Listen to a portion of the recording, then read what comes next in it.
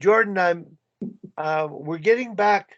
Sammy, initially we got Kerry to come on because he manages the bench to build a team. Everybody plays. Everybody feels valued. Ice I've time. heard from Kerry a lot, and I love the way you coach, Kerry. It's really great. So he gets it. And we're trying to get parents, coaches, associations to understand it's common sense. The score clock doesn't dictate how you coach. Behaviors determine how you play, and the best behaved, hardest working, respectful players are going to be successful. And that, to me, is the reason I wanted to carry on. He manages the bench with 11 forwards. Now, Sammy, how many forwards did you have in the Pro League?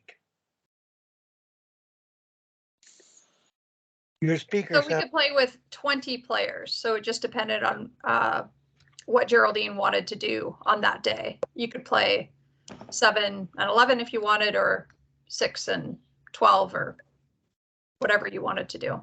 Don't ever use 7 defensemen, please.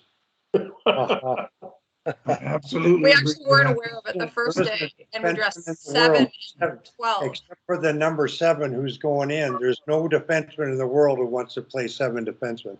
I agree. So we did it the very first day because it was opening game. We did 7 and 12, and none of us were aware of the rule that's you're not allowed to dress 21. And so we got suspended or Geraldine got suspended for the next game. Unbeknownst to her, we hadn't read the fine print. And the only reason she did it was because it was opening game and we had all the parents come in. So she just wanted everybody to dress, but knowing that person would be the eventual 7th. You're right, Tim. Nobody likes it except for the 7th who gets to sit on the bench or play a shift or two. Yeah, it's like playing 5 forward lines. It physically feels kind of the same. Yeah, Ken Dufton used to play 3 lines on forward with us with the arrows and an extra D, so sometimes, or an extra forward, so sometimes a 10th. And that 10th forward would just rotate into every position on every line. That's what we talked about with Kerry, and the dilemma out west anyway. Minor hockey in U11, I believe a lot of leagues play 8 forwards and maybe 5D. There's that odd number. So there's 2 centers and 3 sets of wingers going around the 2 best players who are the centers. So basically they're shortening the bench and they're not developing a team. Now I'm thinking too, the Ontario Women's League, their periods are 15-minute periods, I believe. And so they have 3-line hockey, and sometimes shift length, energy, they're just not used to 4-line 6D when they reach the highest level. And I believe the odd number of players, Kerry, is because the players aren't getting enough ice time. So they don't take 12. Tom Malloy wants 12. He loves running practices with everybody engaged.